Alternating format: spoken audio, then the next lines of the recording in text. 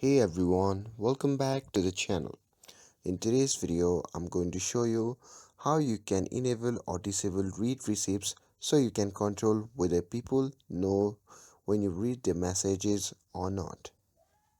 So now without further ado, let's get started. So first thing first, open the settings app on your iPhone. And once you have opened it, simply scroll down all the way to the bottom and tap on apps. Now next, in this section, scroll down a bit and simply tap on messages. And this is where you can customize all things related to iMessage. And now here, if you scroll down a bit, you'll see the option called Send Read Receipts. So by default, this option is usually enabled, which means the sender will see when you have read the messages.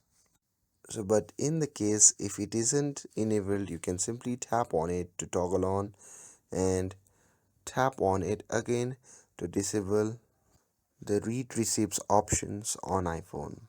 And that's it. That's how you can enable or disable the read receipts messages on your iPhone. With this, thanks for watching and I'll see you in the next video.